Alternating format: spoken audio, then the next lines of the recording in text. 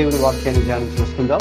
ఈరోజు మనం దేవుని యొక్క సన్నిధిలో వేచి ఉండి మరి ప్రార్థనలో మన యొక్క సమయాన్ని గడపడానికి మనం కూడుకొని ఉండగా ప్రభువు మనందరికీ కూడా ప్రార్థన ఆత్మను దయచేయునుగాక. దేవుని యొక్క వాక్యాన్ని ధ్యానం చేద్దాం. యాకోబు రాసిన పత్రిక 5వ అధ్యాయము 17-18 వచనాలు చదువుకుందాం. ఏలియా మన వంటి స్వభావము గల మనుష్యుడే, వర్షింపకుండునట్లు అతడు ఆసక్తితో ప్రార్థన చేయగా 3.5 సంవత్సరముల వరకు భూమి మీద వర్షింపలేదు. అతడు మరలా ప్రార్థన చేయగా ఆకాశము వర్షమిచ్చెను, భూమి తన ఫలము ఇచ్చెను. మనం చదువుకున్నటువంటి ఈ యొక్క వాక్య భాగంలో మనం ఒక వ్యక్తి గురించి మనం చదువుతున్నాం. ఆ వ్యక్తి పేరు ఏలియా. మరి ఆయన దేవుని యొక్క వాక్యంలో బహుబలముగా దేవుని యొక్క చేతిలో వాడబడినటువంటి ఒక ప్రవక్తగా మనం చూస్తూ ఉన్నాం. ఒక గొప్ప దైవజనుడిగా అతన్ని మనం పరిగణించవచ్చు. అనేక అద్భుతాలు, ఆశ్చర్య కార్యాలు ఆయన ద్వారా జరిగాయి. ఆయన తరంలో ప్రజలందరి దృష్టిని కూడా దేవుడి వైపు మళ్లించినటువంటి ఒక వ్యక్తి. దేవుడు అతనికి ఇచ్చిన ప్రతి అవకాశమును కూడా దేవుని కోసం ఉపయోగించుకొని దేవుని నామాన్ని ఘనపరిచినటువంటి వ్యక్తి. చాలా సాధారణ వ్యక్తి. అయితే ఈ వాక్యంలో ఏలియా మన వంటి స్వభావము గల మనుష్యుడే అని చూస్తున్నాం.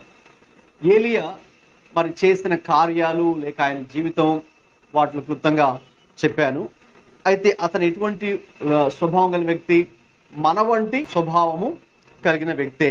అతనిలో ఏదో ప్రత్యేకమైన శక్తులు అంటే ఆయనలో ఏమీ లేవు. Is a very ordinary person. చాలా సామాన్యమైనటువంటి వ్యక్తి, మన వంటి స్వభావము కలిగినటువంటి వ్యక్తి. అయితే ఆయన చేసినటువంటి ప్రార్థన గురించి అక్కడ మనకు రాయబడింది. ఆయన ఎలా ప్రార్థించాడు?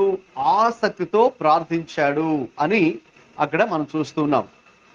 మరి అతడు ఆసక్తితో ప్రార్థించినప్పుడు ఏం జరిగింది అని చూస్తే, వర్షింపకుండునట్లు అతడు ఆసక్తితో ప్రార్థన చేయగా 3.5 సంవత్సరాల వరకు భూమి మీద వర్షము లేదు. సో అతడు చేసిన ప్రార్థనకు 3.5 సంవత్సరాల వర్షము లేదు. అయితే మరలా ప్రార్థించాడు. మరలా ప్రార్థన చేయగా ఆకాశం వర్షమిచ్చి భూమి తన ఫలమిచ్చి అతని ప్రార్థనకు దేవుడు జవాబు దయచేశాడు. ఇక్కడ మనం చూసినప్పుడు మరి ఏలియా మనలాంటి సామాన్యమైనటువంటి స్వభావం కలిగినటువంటి వ్యక్తి. అయితే అతడు ఆసక్తితో ప్రార్థించినప్పుడు అద్భుతమైన కార్యాలు జరిగాయి. ఆసక్తితో ప్రార్థించినప్పుడు అసాధారణ విషయాలు జరిగాయి. అంటే సూపర్ న్యాచురల్గా మనం అడిగితే వర్షం రాదు, మనం ప్రార్థిస్తే వర్షం కురవదు. అయితే అతడు చేసిన ప్రార్థన ద్వారా దేవుడు అసాధారణ కార్యాలు జరిగాయి. ఇప్పుడు మన ముందు చాలా సవాళ్ళు ఉంటాయి, మెనీ ఛాలెంజెస్. మన ముందు కొన్ని కఠినమైనటువంటి పరిస్థితులు, కాంప్లికేటెడ్ ఇష్యూస్ ఉంటాయి. మన ముందు మనము పరిష్కరించలేని విషయాలు ఉంటాయి. మనం ఎంత ప్రయత్నించినా, ఎంత ఆలోచించినా మన వల్ల కాదు. ఇంకా వాటికి పరిష్కారాలు చూపించడం, వాటికి పరిష్కారం మన వల్ల అవ్వదు. లేకపోతే మనమున్న పరిస్థితిలో నుంచి బయటకు రావడానికి ఎన్ని ప్రయత్నాలు చేసినా మన వల్ల అవ్వదు చాలాసార్లు. అయితే ఇవన్నీ కూడా ప్రార్థన ద్వారా సాధ్యం. హల్లెలూయా. ఇవన్నీ కూడా ఆసక్తితో ప్రార్థన చేయడం ద్వారా అసాధారణ కార్యాలు మన జీవితాల్లో మరి మనం చూడగలం. సో అది ఎలా నిరూపించబడింది? ఎవరు నిరూపించారు? ఒక సామాన్యమైనటువంటి వ్యక్తి అయినటువంటి ఏలియా దానిని తన జీవితం ద్వారా నిరూపించాడు. అందుకే యాకోబు భక్తుడు మరి అనేక సంవత్సరాల క్రితం జరిగినటువంటి ఆ సంఘటన ఏది? ఆయన ప్రార్థిస్తే వర్షము మరి వర్షింపలేదు, మరలా ప్రార్థించగా మరలా వర్షం వచ్చినటువంటి ఆ సంఘటనను యాకోబు ప్రస్తావిస్తూ అనేక సంవత్సరాల తర్వాత దానిని సంఘానికి ఆయన వివరిస్తూ ఉన్నారు. కాబట్టి ఈ రోజున మన ముందు చాలా క్లిష్ట పరిస్థితులు కనిపించవచ్చేమో, మన ముందు మనం ఎన్ని ప్రయత్నించినా పరిష్కారాలు దొరకని పరిస్థితులు మన కళ్ళ ముందు ఉండొచ్చేమో, లేక మన ముందు ఎన్నో సవాళ్ళు ఉండొచ్చు. అయితే వీటికి పరిష్కారము ప్రార్థన ద్వారా మాత్రమే సాధ్యము, ఆసక్తితో ప్రార్థన చేయడం ద్వారా మాత్రమే సాధ్యము. కాబట్టి ఈ రోజున మనం ఏలియా మన జీవితంలో ఆయన ఏ రీతిగా ప్రార్థించాడు, దేని కొరకు ప్రార్థించాడు, ప్రార్థిస్తే జరిగిన ఫలితాలు ఏంటో మరి మనము చూద్దాం. మొదటి రాజుల గ్రంథము 17వ అధ్యాయము మొదటి వచనాన్ని చదువుకుందాం. అంతట గిలాదు కాపురస్తుల సంబంధియును తిష్బీయుడైన ఏలియా. గమనించండి, ఈ ఏలియా గురించి మనకు ఎక్కువ బ్యాక్గ్రౌండ్ వివరాలు ఏమి తెలియపరచబడలేదు. అతడు గిలాదు కాపురస్తుల సంబంధుడు, అలాగే తిష్బీయుడు అనే విషయాలు మాత్రమే ఏలియా గురించి వ్రాయబడ్డాయి. అందుకే యాకోబు అన్నాడు, ఏలియా మన వంటి స్వభావం గలవాడు. అంటే చాలా సాధారణమైనటువంటి కుటుంబానికి చెందినవాడు, చాలా సామాన్యమైనటువంటి స్వభావము కలిగిన వాడే. అతని గురించి మనకి చాలా అతని బ్యాక్గ్రౌండ్ ఇది అది అనేవి చెప్పడలేదు. కాబట్టి అది ఆయన బ్యాక్గ్రౌండ్. సో ఆయన ఇప్పుడు చదవండి. ఏలియా ఆహాబునొద్దకు వచ్చి, ఎవని సన్నిధిని నేను నిలవబడి ఉన్నానో, ఇశ్రాయేలు దేవుడైన ఆ యెహోవా జీవము తోడు, నా మాట ప్రకారం గాక ఈ సంవత్సరములలో మంచైనను వర్షమైనను పడదని ప్రకటించను. గమనించండి, మరి ఆ రోజుల్లో మరి దేవుని ప్రజలను మరి పరిపాలిస్తున్నటువంటి ఆ యొక్క రాజు ఆహాబు, మరి ఆ యొక్క ఆహాబు అలాగే ఆయన భార్య యెజబెలు, మరి వారిద్దరూ కూడా దేవుని ప్రజల చరిత్రలో చాలా చెడ్డ రాజుగా చెడ్డ రాణిగా మిగిలిపోయినటువంటి వారు, చాలా క్రూరమైనటువంటి స్వభావం కలిగినటువంటి వారు, దేవునికి చాలా వ్యతిరేకమైన పనులు చేస్తున్నటువంటి వారు, దేవుని దృష్టికి చాలా అవిధేయులుగా అసహ్యులుగా జీవించినటువంటి వారు ఆ యొక్క ఆహాబు రాజు అలాగే యెజబెలు రాణి. మరి ఆయన పరిపాలిస్తున్నటువంటి రోజుల్లో మరి ఈ యొక్క ఏలియా ఆయన దగ్గరకు వచ్చి చెప్పిన మాటలు ఇవి. ఏమంటున్నాడు ఆయన? ఎవని సన్నిధిని నేను నిలవబడి ఉన్నానో. మనం ఆ మాటలు గమనిస్తే వాస్తవంగా చెప్పాలంటే అతడు చాలా సామాన్యమైన వ్యక్తే, అతడు చాలా సామాన్యమైన స్వభావము కలిగినటువంటి వాడే. కానీ అతను చెప్పిన మాట ఏంటంటే, ఎవని సన్నిధిని నేను నిలవబడి ఉన్నాను అని చెప్తున్నారు. అంటే ఏలియా సామాన్యమైన వాడే, ఏలియా ఆరాధించే దేవుడు సామాన్యమైన వాడు కాదు. ఆయన అసామాన్యుడు లేక అసాధారణమైనటువంటి శక్తి కలిగినటువంటి వాడు. Is extraordinary God. Elijah ordinary man, Elijah's God is not ordinary, is extraordinary. Elijah natural, Elijah's God supernatural. కాబట్టి ఏలియాకి ఆ విషయం తెలుసు, ఏలికి ఆ విషయం తెలుసు. కాబట్టి రాజు దగ్గరకు వచ్చి ఎవని సన్నిధిని నేను నిలబడి ఉన్నానో. వాస్తవంగా అయితే ఆ ఏలియా వెళ్ళి ఎవరి దగ్గరికి వెళ్ళాడండి? ఆహాబ్ రాజు దగ్గరికి వెళ్ళాడు. సో ఇప్పుడు ఎవరి సన్నిధిలో ఉన్నాడు? మామూలుగా చెప్పాలంటే, ఫిజికల్గా చెప్పాలంటే అక్కడ ఆహాబు రాజు యొక్క సన్నిధిలో ఉన్నాడు. కానీ అది చెప్పట్లేదు ఆయన. నేను ఎవని సన్నిధిలో నిలబడి ఉన్నానో అంటే దాని అర్థం, రాజా, ఆహాబు రాజా, నేను మీ సన్నిధిలో లేను. నేను ఇదిగో మీకు కూడా ఒక రాజు ఉన్నాడు, లేక రాజులకు రాజు అయిన వాడు ఉన్నాడు. మీరు ఓన్లీ రాజు మాత్రమే. అయితే రాజు ఉన్నాడు.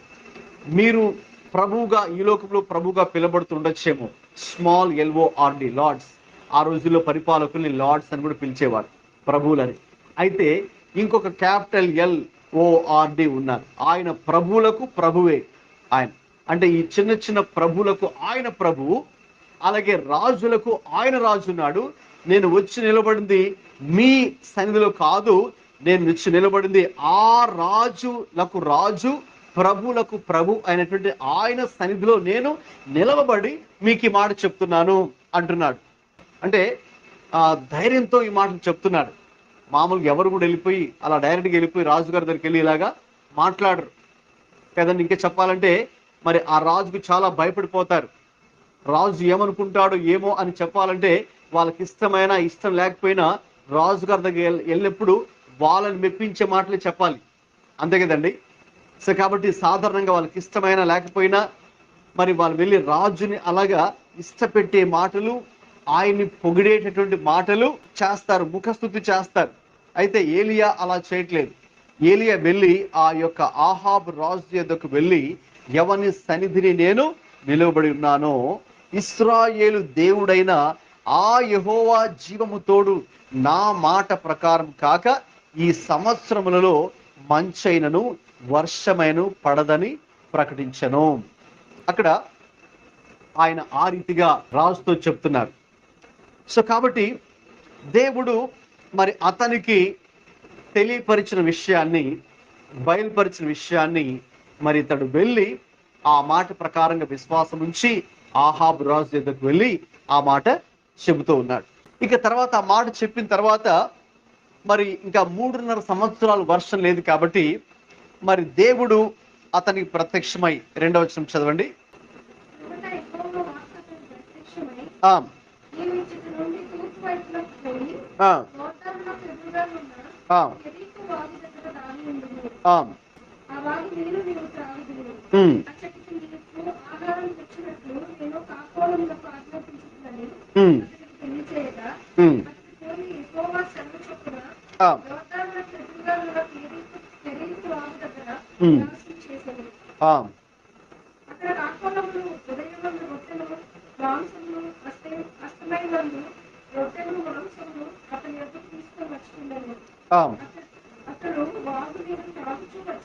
గమనించండి, ఎప్పుడైతే ఇంకా దేవుని యొద్ద నుంచి ఆయన ప్రార్థించినప్పుడు దేవుడు చెప్పినటువంటి మాటను తీసుకుని వెళ్ళి ఆ ఆహాబు రాజు యొద్దకు చెప్పిన తర్వాత ఇక నెక్స్ట్ అక్కడ ఇంకా వర్షం పడదు కాబట్టి కరువు, డ్రౌట్ వస్తుంది కాబట్టి ఇక దేవుడు అతన్ని భద్రపరచడానికి దేవుడు ఒక కెరీతు వాగు దగ్గరికి ఒక స్థలాన్ని దేవుడు అతన్ని పంపించాడు. ఆ కెరీతు వాగు దగ్గర ఏం జరగబోతుందంటే ఆ కెరీతు వాగు దగ్గర ఉన్నటువంటి నీళ్లు అతడు త్రాగి జీవించాలి. అలాగే దేవుడు అతనికి ఆహారాన్ని ఎవరి ద్వారా తీసుకొస్తానని దేవుడు చెప్పారండి? కాకుల ద్వారా. దేవుడు అతనికి ప్రతిరోజు ఉదయము సాయంకాలము అతనికి ఆహారము, అలాగే ఆ వాగు దగ్గర నీళ్లు త్రాగి అతడు క్షేమంగా అతడు జీవించాలి.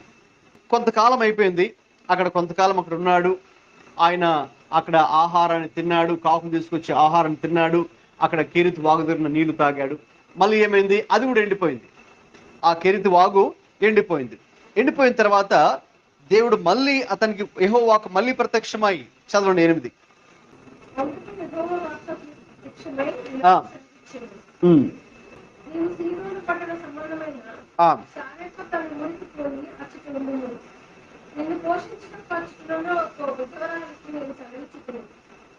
చాలు, గమనించండి. ఇక ఎప్పుడైతే కొంతకాలం అక్కడ ఉన్నాడో అక్కడ మళ్ళీ వాగు ఎండిపోయిందో, ఇక్కడ మళ్ళీ అక్కడికి తాగడానికి నీళ్ళు లేవో, దేవుని వాక్కు మళ్ళీ ప్రత్యక్షమై, ఇదిగో ఏలియా, ఇప్పుడు నువ్వు ఎక్కడ కాదు ఉండాల్సింది, నువ్వు సారెపతు అనే ప్రాంతానికి వెళ్ళు, అక్కడ ఒక విధవరాలు ఉంది, ఆమె కూడా పేద విధవరాలే, అయితే ఆమె ద్వారా నేను నిన్ను పోషించడానికి ఒక అరేంజ్మెంట్ నేను ఆల్రెడీ చేశాను అని దేవుడు అక్కడ చెప్తున్నాడు. గమనించండి, ఈ సన్నివేశాల్ని మనం చూసినప్పుడు ఏలియా దేవుని మీద పూర్తిగా ఆధారపడినటువంటి వ్యక్తి. మొట్టమొదటిగా రాజు దగ్గరికి వెళ్ళి ఆ మాట చెప్పాలి అంటే సామాన్యమైన వ్యక్తి ఆయన, మరి ఈజ్ ఆర్డినరీ మ్యాన్. మీరు వెళ్ళి రాజుకి చెప్పాలంటే మరి సాధారణంగా అది కుదరదు. అంటే మామూలుగా చాలా మంది ధైర్యం చేయలేరు ఆ మాట చెప్పడం. అయితే ఈయన వెళ్ళి ఆ మాట చెప్పాడు. సో ఆ తరుణంలో ఎవరి మీద ఆధారపడ్డాడు? దేవుడి మీదే ఆధారపడి వెళ్ళారు. అలాగే కెరీతు వాగు దగ్గర ఉన్నంత కాలము కూడా ఎవరి మీద ఆధారపడ్డాడు? దేవుడి మీదే ఆధారపడ్డాడు.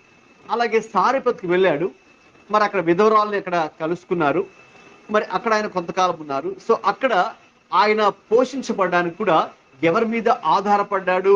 అఫ్కోర్స్ దేవుడు ఆ విధవరాలను ఉపయోగించుకున్నా, దానికన్నా ముందు దేవుడు కాకులను ఉపయోగించుకున్న, ఈయన ఆధారపడింది కాకుల మీద కాదు, విధవరాల మీద కాదు, ఆధారపడింది దేవుని మీద.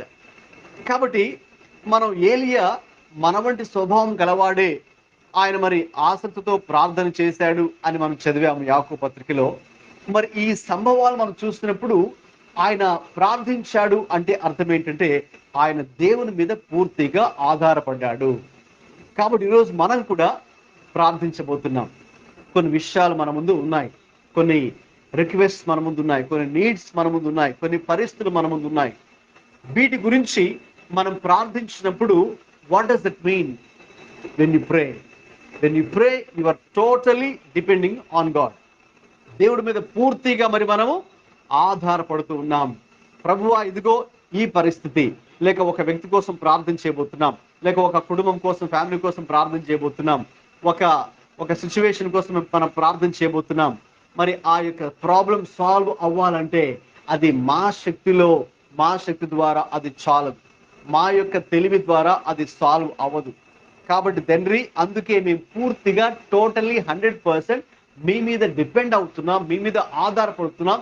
ఇక మీరు జోక్యం చేసుకోండి, మీరు పరిష్కరించండి, మీరు నడిపించండి. రైట్. సో కాబట్టి ఆ పరిస్థితిలో ఆయన ఆ కెరీతు వాగు దగ్గర ఉన్నప్పుడు కానీ, ఆ సారెపెతు ప్రాంతానికి వెళ్ళినప్పుడు కానీ, లేక ఆ యొక్క ఆహాబు రాజు దగ్గరికి వెళ్ళి, అతడు చాలా చెడ్డవాడు, చాలా క్రూరుడు, చాలా దుష్టుడు, మరి అతని దగ్గరికి వెళ్ళడానికి ఎవరు సాహసించారు. అయినా కూడా ఈయన దేవుడి మీద ఆధారపడి అక్కడికి వెళ్ళాడు. ఆధారపడి కెరీతు వాగు దగ్గర దేవుడి మీద ఆధారపడి ఆ సారెపతు ప్రాంతానికి వెళ్ళి ఆయన దేవుడు చెప్పినట్టుగా అక్కడ ఆయన జీవించినట్టుగా, లేక ఆయన చేసినట్టుగా మనం చూస్తూ ఉన్నాం. కాబట్టి ఏలియా ప్రార్థన గురించి మనం ఆలోచిస్తే మొట్టమొదటిగా ఏలియా ప్రార్థనలో మనం ఏది చూస్తున్నామంటే దేవుని మీద పూర్తిగా ఆధారపడే స్వభావము. So Elijah learn to be completely dependent on God. కాబట్టి మనము ప్రార్థిస్తున్నాము అయితే are we totally depending on God? అది ప్రశ్నించుకోవాలి. ప్రార్థిస్తున్నప్పుడు మనం పూర్తిగా దేవుడి మీద ఆధారపడినప్పుడు దేవుడు మన మనస్సును చూసి, మన హృదయాన్ని చూసి, ఎందుకంటే వీళ్ళు ప్రార్థించే వీరు నా మీద పూర్తిగా ఆధారపడుతూ ఉన్నారు, కాబట్టి నేను తప్పకుండా వారికి సహాయం చేయాలి, నేను జోక్యం చేసుకోవాలని వారు నన్ను అడుగుతూ ఉన్నారు, నేను దిగి రావాలని వాళ్ళు నన్ను రిక్వెస్ట్ చేస్తూ ఉన్నారు, కాబట్టి నేనే మాట్లాడాలని వారు నన్ను అడుగుతున్నారు, కాబట్టి నేను తప్పకుండా వారికి సహాయం చేస్తాను అని దేవుడు he will be so willing. ఆయన చాలా ఇష్టంగా ఉంటాడు, ఆయన కదులుతాడు, ఆయన సహాయం చేస్తాడు, ఆయన దిగి వస్తాడు, ఆయన ఆ పరిస్థితిలో జోక్యం చేసుకుంటూ ఎవరితో ఏ మాట ఆయన మాట్లాడాలో ఆయన మాట్లాడి ఆయన పరిస్థితిని సెటరేట్ చేస్తాడు. సో ఆయన అక్కడ ఒక అద్భుతం చేస్తాడు. సో ఇదంతా జరగాలి అంటే మనము ప్రార్థిస్తున్నప్పుడు దేవుడి మీద పూర్తిగా ఆధారపడి మనం ప్రార్థించినప్పుడు దేవుడు తప్పకుండా ఆ కార్యాలను జరిగిస్తాడు.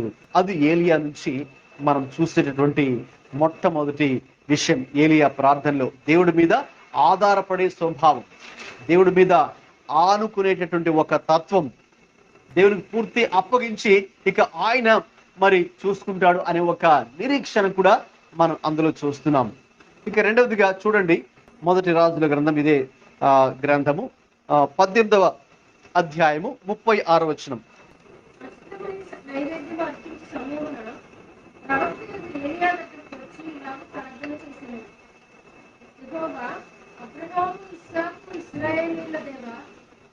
ఇశ్రాయేలీయుల వద్ద నీవు దేవుడవై ఉన్నావని నేను నీ సేవకుడనై ఉన్నానని ఈ కార్యములన్నీ నీ సెలవు చేత చేసినవని ఈ దినముల కనుగొచ్చును. యెహోవా నా ప్రార్థన ఆలకించును. యెహోవావైన నీవే దేవుడవై ఉన్నావని నీవు వారి హృదయములను నీ కత్తి కింగచేయుదువని ఈ జనులకు తెలియనట్టు నా ప్రార్థన అంగీకరించును. అతడు ఇలా ప్రార్థన చేస్తుండగా యెహోవా అగ్ని దిగి దహనబలి పశువులు, కట్టెలను, రాళ్లను, బుద్ధిని దహించి కందకమందున్న నీళ్లను ఆరిపోచేసింది. అంతకు జనులందరూ దాన్ని చూసి సాగిలపడి యెహోవాయే దేవుడు, యెహోవాయే దేవుడు అని కేకలు వేశారు. గమనించండి, ఇక్కడ ఆ రోజుల్లో ఈ రాజు అయినటువంటి ఆహాబు మరి ఆయన భార్య రాణి అయినటువంటి యెజబెలు వారు చాలా భయంకరమైనటువంటి మనస్సు కలిగినటువంటి వారు. అలాగే వారు విగ్రహారాధన చేస్తూ ప్రజలను కూడా విగ్రహారాధన చేసే పనిలో ప్రోత్సహించేవారు. అక్కడ బయలు దేవతలు అనే దేవత ఉంది, అలాగే అషేరా దేవి అనే దేవత కూడా ఉంది. మరి ఆ యొక్క బయలు దేవతకు సంబంధించినటువంటి 450 మంది ప్రవక్తలు ఉన్నారు. అలాగే అషేరా దేవి ప్రవక్తలు కూడా 400 మంది ఉన్నారు. సుమారు ఆ 850 మంది కంటే పైగా వారు అక్కడ ఉన్నారు. అలాగే మరి ఇటువైపు ఏమో మరి యెహోవా కొరకు ఆ తరంలో ధైర్యంగా నిలబడిన వ్యక్తి ఏమో ఏలియా ఒక్కడే మనకు కనిపిస్తూ ఉన్నారు. మిగతా వారు ఉన్నప్పటికీ కూడా వారు వీరికి భయపడిపోతూ ఉన్నారు. సో వారు ధైర్యంగా బయటకు రాలేకపోతూ ఉన్నారు. వారు ధైర్యంగా యెహోవా గురించి ప్రకటించలేకపోతూ ఉన్నారు. అయితే ఏలియా మాత్రం చాలా ధైర్యంగా ఆ రోజుల్లో యెహోవా దేవుని కొరకు నిలబడి దేవుని యొక్క శక్తిని మన జీవితం ద్వారా కనపరచాలి, యెహోవా దేవుని ప్రకటించాలి అనే ఒక ఉద్దేశంని ఆయన కలిగి ఉన్నాడు. కాబట్టి ఒక సందర్భంలో ఆయన ఏం చెప్పారంటే, సరే ఎవరు నిజమైన దేవుడో నిరూపిద్దాం, లెట్స్ ప్రూవ్. బయలు దేవత, అషేరా దేవత నిజమైన దేవుళ్ళ, లేకపోతే నేను సేవించే యెహోవా దేవుడు నిజమైన దేవుడా? ఓకేనండి, ఒక లైవ్ గా ఒక విషయాన్ని ప్రూవ్ చేద్దాం, నిరూపణ చేద్దాం అని చెప్పి వారందరికీ ఆయన పిలిపించాడు. పిలిపిస్తే అసలు మీరు ఎంతకాలం అటు ఇటు కూడా మరి మీరు ఊగిసలాడుతూ ఉంటారు? ఎంతకాలం మీరు మరి అటు కొంతకాలం ఇటు కొంతకాలం మీరు ఉంటారు? ఎంతకాలం మీరు రెండు తలంపుల మధ్య తడబడుచుందురు? యెహోవా దేవుడైతే ఆయనను అనుసరించండి, బయలుదేవుడైతే వాణ్ణి అనుసరించండి అని ప్రకటించారు. ప్రకటించిన తర్వాత ఇక ఆయన అటువంటి సవాలు విసిరిన తర్వాత మరి వారందరూ కూడా వచ్చారు.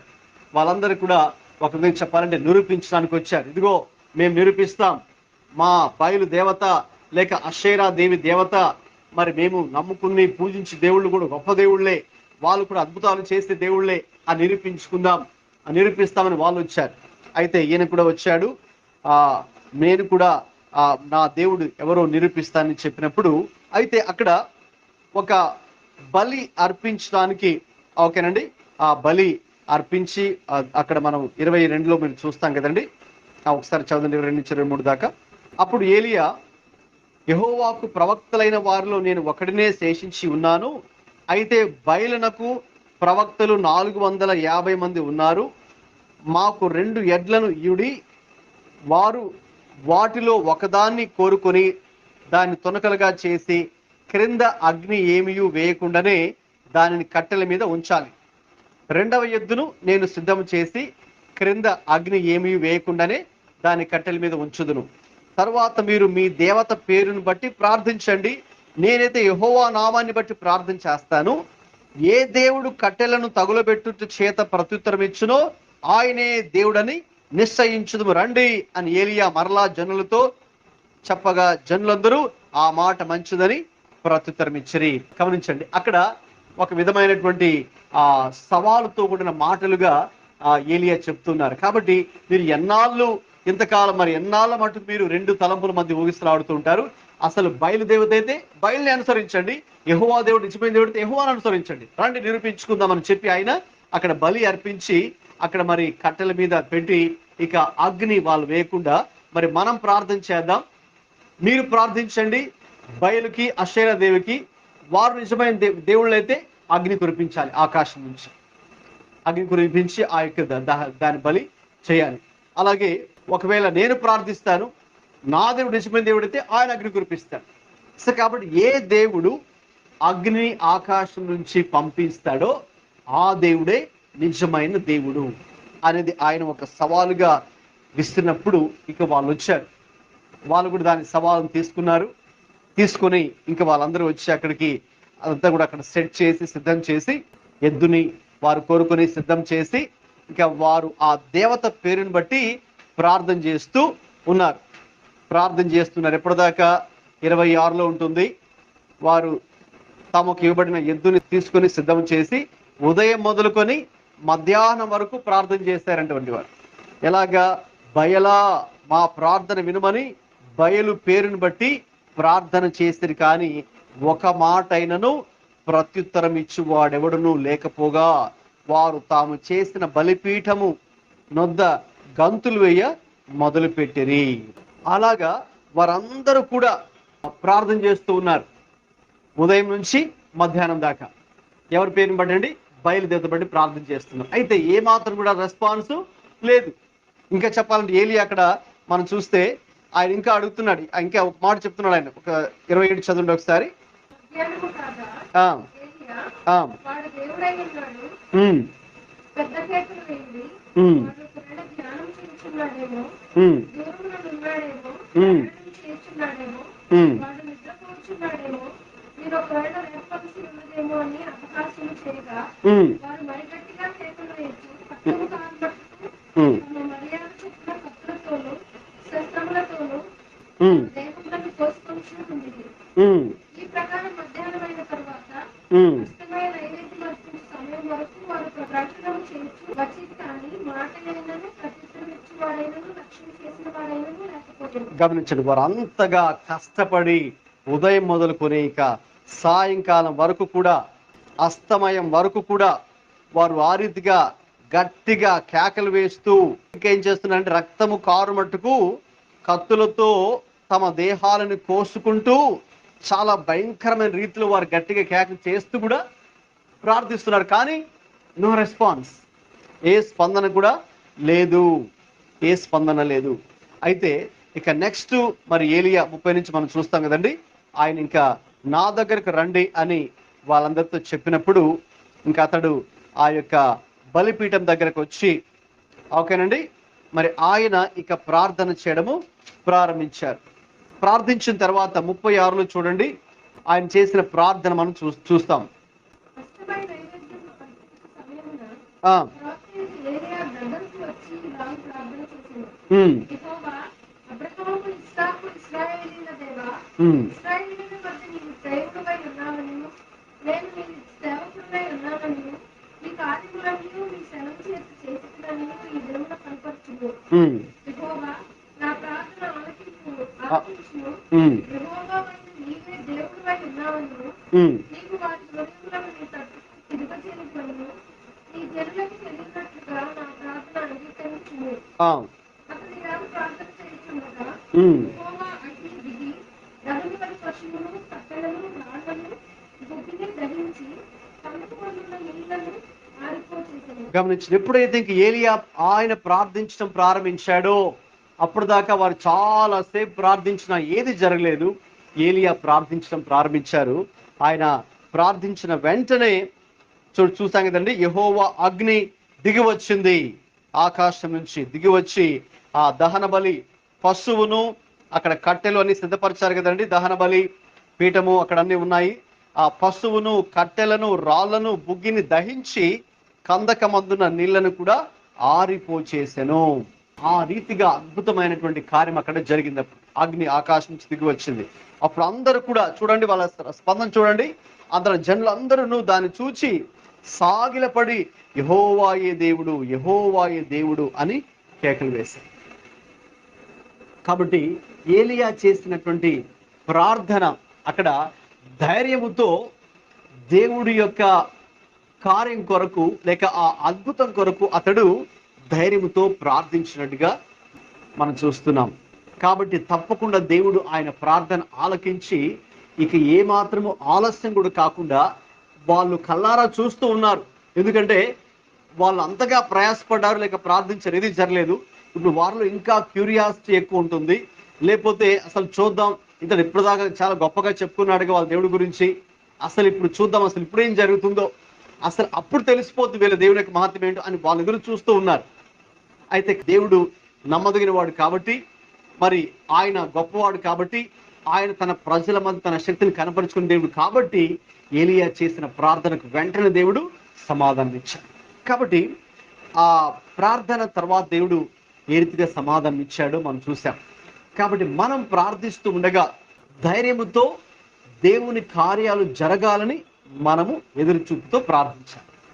ఏలీ చేసిన ప్రార్థన ద్వారా నేర్చుకునే రెండో విషయం, మనం కూడా ధైర్యముతో దేవుడు తన శక్తిని, తన మహిమను, తన ఘనతను ఆయన ప్రదర్శించి మరి అన్యజనుల మధ్యలో సైతం దేవుని యొక్క నామం పైకెత్తబడాలని మనం కూడా ప్రార్థన చేయాలి.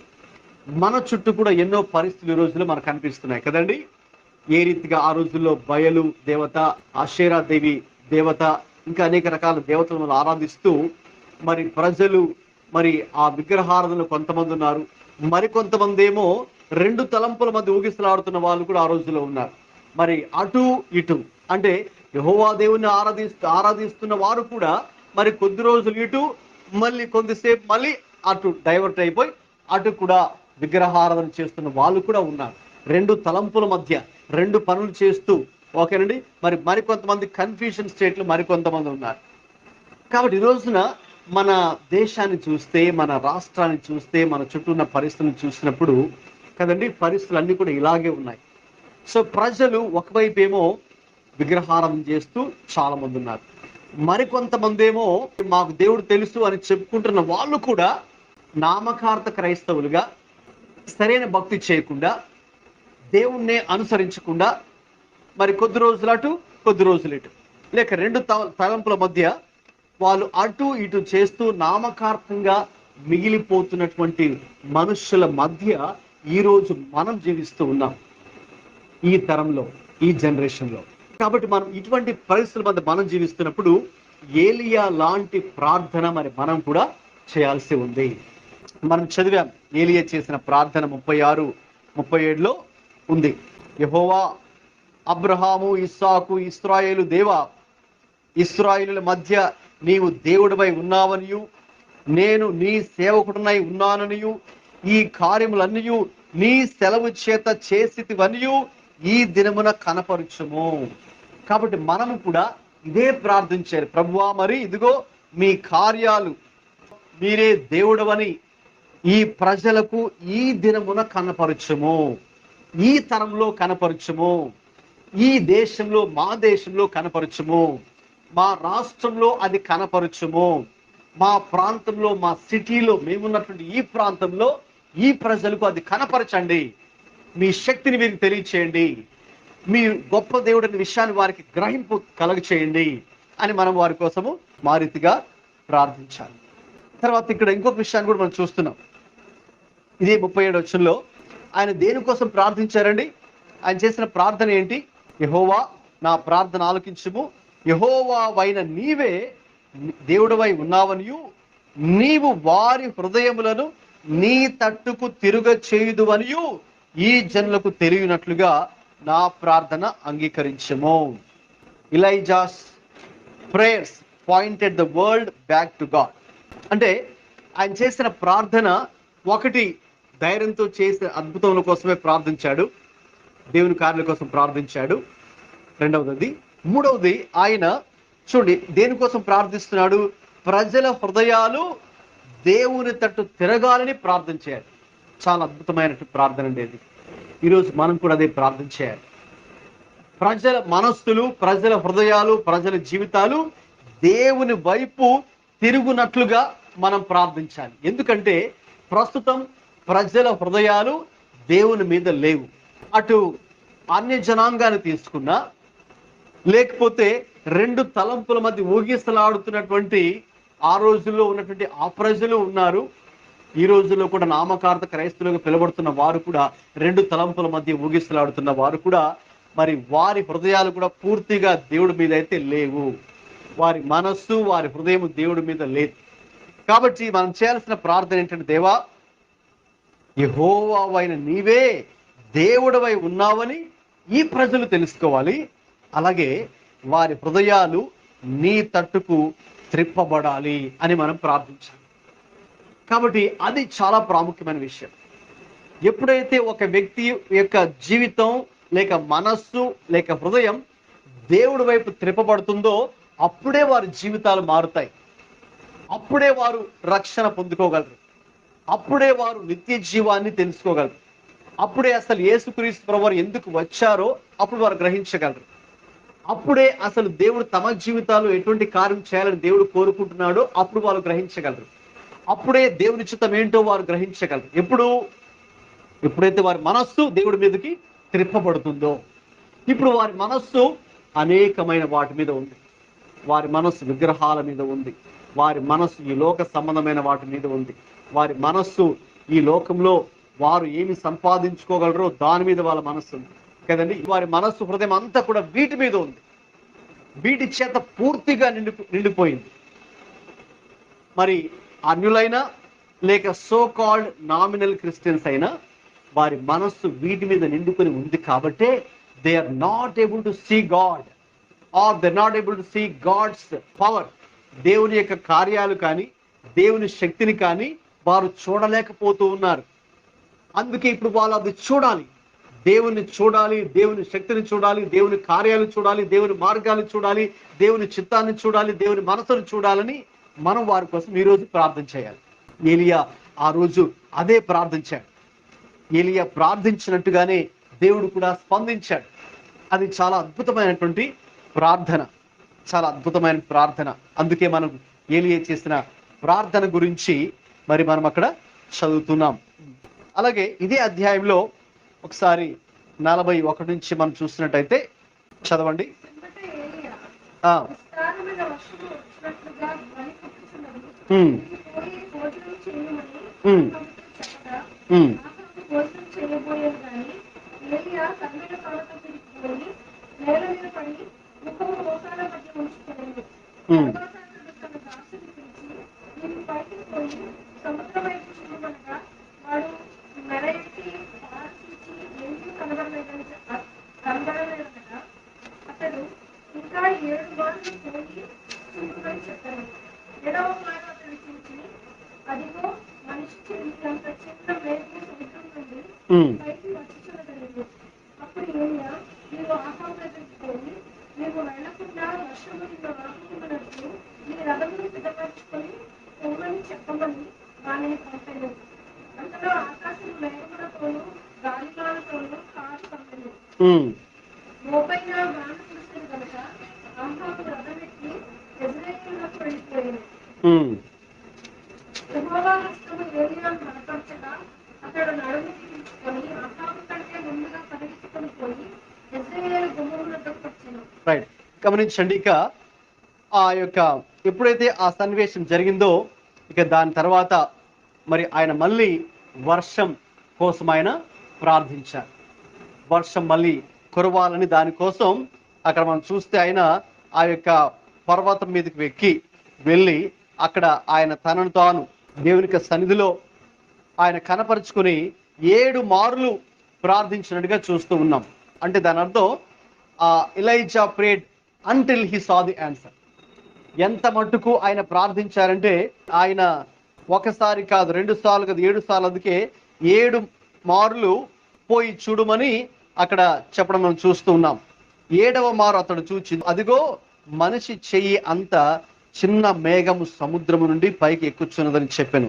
అప్పుడు అదే ఇంకా వర్షము రావడానికి అదే సూచనగా అతడు తీసుకొని అప్పుడు ఏలియా ఇంకా ఆహాబ్ దగ్గరికి వెళ్ళి చెప్తున్నాడు, నీవు వెళ్లకుండా వర్షం నిన్ను ఆపుకున్నట్లు నీ రథమును సిద్ధపరచుకుని పొమ్మని చెప్పాను.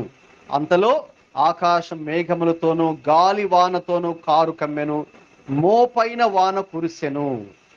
అదండి ఎప్పుడైతే ఏలియా మరి మళ్ళీ వర్షం కోసం ప్రార్థించాడో మళ్ళీ దేవుడు వర్షాన్ని కురిపించినట్టుగా మనం చూస్తున్నాం. దేవుడు అతని ప్రార్థనను ఆలకించినట్టుగా చూస్తున్నాం. ఆయన కూడా ఏదో ఒకసారి ప్రార్థన చేసి మరి ఏమీ జరగట్లేదుగా, సరే ఆపేద్దాం అని అనుకోకుండా, 2 సార్లు ప్రార్థించాము వర్షం రావట్లేదు, సరే ఆపేద్దాం అనుకోకుండా ఆయన వర్షము పడేంత వరకు అనగా తన ప్రార్థనకు జవాబు వచ్చేంత వరకు కూడా ఆయన ప్రార్థించాడు. సో ఎప్పుడైతే అలా ప్రార్థించాడో దేవుడు ఆయన ప్రార్థనకి ఆలకించి జవాబు దయచేశాడు. కాబట్టి ఈ రోజున మన ముందున్న కొన్ని పరిస్థితులకు మనం బహుశా మీరు కూడా ఒకసారి ప్రార్థించుండొచ్చేమో. గతంలో ప్రార్థించినప్పుడు సాధారణంగా మానవ నైజం ఏంటంటే మనం ఒకసారి ప్రార్థన చేస్తాం, వెయిట్ చేస్తాం, దేవుడు ఏమీ స్పందించట్లేదు, దేవుడు ఏమీ మాట్లాడట్లేదు, దేవుడు ఏమీ చేయట్లేదులే అని మనకి సాధారణంగా మనుషులుగా నిరాశ మనకు వచ్చేస్తుంది కదండి. We get discouraged. లేదు 2 సార్లు ప్రార్థిస్తాం, లేదు మన కోపిక మనలో బాగుంటే ఇంకా 3-4 సార్లు కూడా ప్రార్థిస్తాం, ప్రార్థన చేసి మళ్ళీ చూస్తాం, మళ్ళీ బయటికి వెళ్ళి చూస్తాం ఏమైనా రెస్పాన్స్ వస్తుందా, లేకపోతే నాకు పరిష్కారం వస్తుందా. ఓకేనండి. ఏమీ రావట్లేదులే అని అలాగా మనము 2-3 సార్లు లేక 4-5 సార్లు ప్రార్థన చేసి మనం ఇంకా విడిచిపెడుతుంటాం కదండి. నిరుత్సాహపడి నిరాశతో ప్రార్థన చేయడం నిలిపివేస్తూ ఉంటాం. అయితే ఏలియా మాత్రం అలాగా చేయలేదు. అతడు జవాబు చూసేంత వరకు, తన కళ్ళతో ఆ యొక్క కార్యము జరిగేంత వరకు కూడా ప్రార్థన ఆపకుండా ఆయన ప్రార్థన కొనసాగించాడు. కాబట్టి ఈ రోజున మనం కూడా అలాగే చేద్దాం. ఏలియా ప్రార్థన అంటే అదే కదా. మనం జవాబు పొందుకునేంత వరకు మరి పట్టుదలతో పట్టు విడవకుండా ఓకేనండి ప్రార్థించడం. ఓకేనండి, మనం గివప్ చేయకుండా మనం ప్రార్థించడం. కొన్నిసార్లు మనం 1-2 సార్లు ప్రార్థించిన తర్వాత కొన్నిసార్లు ఇంకా ఎలా ఉంటుందంటే కొన్నిసార్లు పరిస్థితులు మనం ప్రార్థించిన దానికి ఆపోజిట్గా జరుగుతున్నట్టు అనిపిస్తుంది. మనం ప్రార్థిస్తున్నట్టుకు ఆపోజిట్గా జరుగుతున్నట్టు మనకు అనిపించవచ్చు. ఆ పరిస్థితుల్లో గమనించండి, 2 జరుగుతూ ఉంటాయి. 2 విషయాలు. ఒకటి, దేవుడు నీ విశ్వాసాన్ని పరీక్షిస్తూ ఉంటాడు. మనం నిజంగా ఇంకా దేవుడి మీద ఆధారపడి ప్రార్థన చేస్తున్నాం లేదని. రెండో వైపుగా సాతాను కూడా మనల్ని ప్రార్థన చేయకుండా మనం దీంతో ఇంకా ఆపేసాయి, ఎందుకు ప్రార్థించాలి నువ్వు అని, ఎందుకంటే మన ప్రార్థన ఏదో వాడికి ఇష్టం లేదు కాబట్టి ప్రార్థన ఇంతటితో ఆపేసాయి, చూడు నీకే జవాబు రాలేదు అని వాడు నిరుత్సాహం పెడుతుంటాడు. అది కొంతమంది చెప్తుంటారు, నేనైతే మరి ప్రార్థన నేను చేస్తానండి, లేకపోతే ప్రార్థన చేస్తుంటానండి, అయితే మరి తర్వాత నాకు ఆసక్తి తగ్గిపోయింది అని రకరకాల కొంతమంది చెప్తూ ఉంటారు. సో ఎందుకంటే 2 విషయాలు. ఒకటి, దేవుడు మన విశ్వాసాన్ని అక్కడ పరీక్షిస్తూ ఉన్నాడు. So we should never give up, continue praying. రెండవది, మనం ఆ కంటిన్యూ చేయకుండా వాడు మధ్యలోనే మన ప్రేయర్ని ఆపాలనే ఉద్దేశంతో వాడు ఒక రకమైనటువంటి నిరుత్సాహాన్ని తీసుకుని వస్తూ సాతానుడు ఇక మనం ప్రేయర్ కంటిన్యూ చేయకుండా చేస్తాడు. అయితే మనం దాన్ని ఓవర్కమ్ చేసి దేవుడు మనకు సమాధానము జవాబు ఇచ్చేంత వరకు కూడా మరి మనము ప్రార్థించాలి. కాబట్టి అటువంటి కృప మనం ఈరోజు పొందుకోవాలని ప్రార్థించాలి. అందుకే ఈ ఏలియా ప్రార్థన గురించి మనం చూసినప్పుడు మొదటిగా మనం చదువుకున్న వాక్యాలు ఇంకొకసారి చదువుకొని ముగించుకుందాం, ప్రార్థనలోకి వెళ్దాం. యాకోబు రాసిన పత్రిక 5వ అధ్యాయము 17-18 వచనాలు.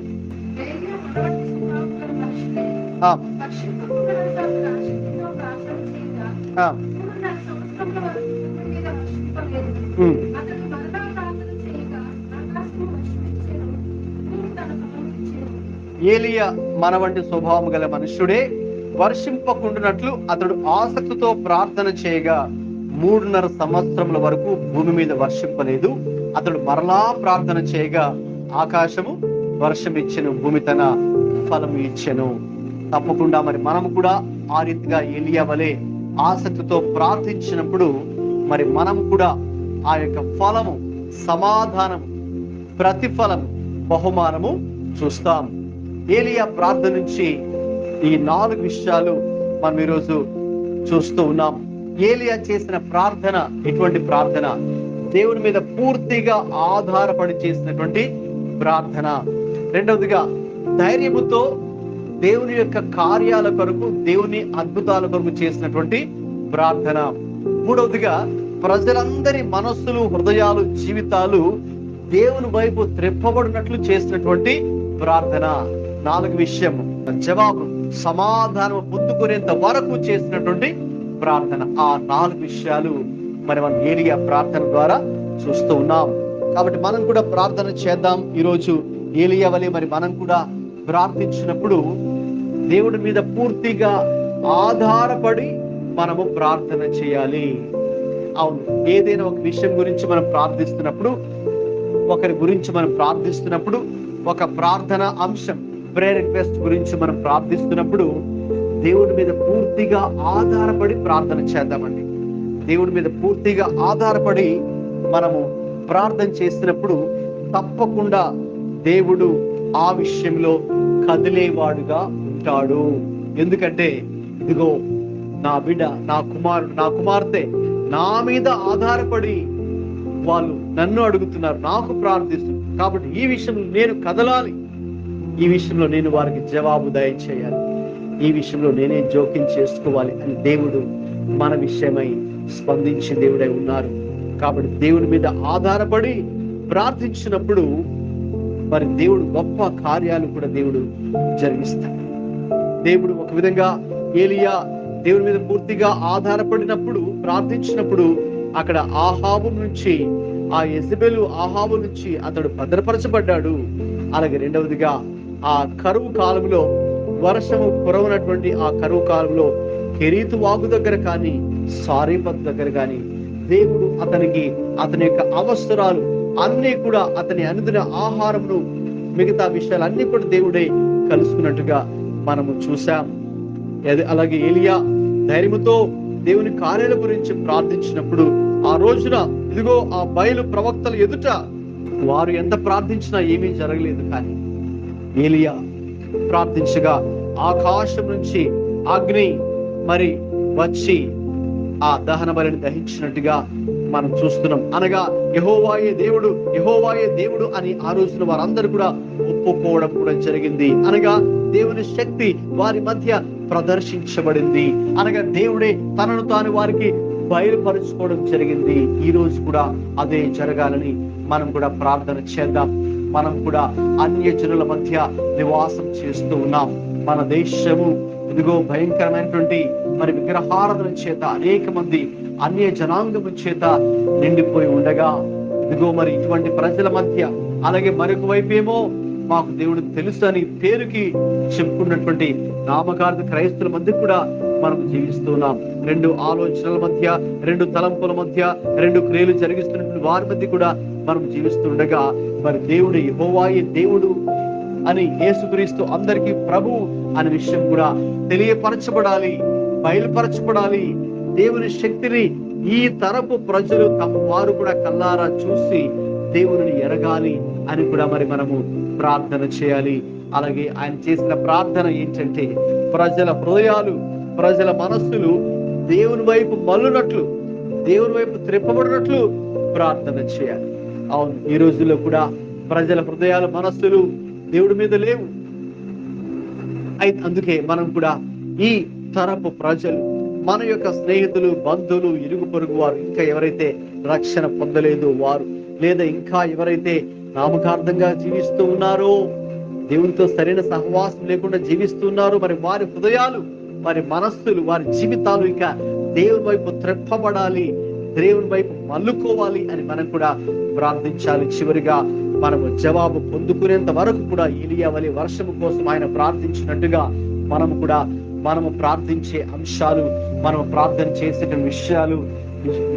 విషయంలో ప్రభు మనకు సహాయము, మనం జవాబు పొందుకునేంత వరకు కూడా మనం కూడా ప్రార్థన చేయాలి అని ఏలియా ప్రార్థన ద్వారా ఈ 4 సంగతులు ఈ రోజున మనం నేర్చుకుంటున్నాం. కాబట్టి దేవుడు మనకు ఈ విషయంలో సహాయం చేయాలని మొట్టమొదటిగా ప్రార్థన చేద్దాం.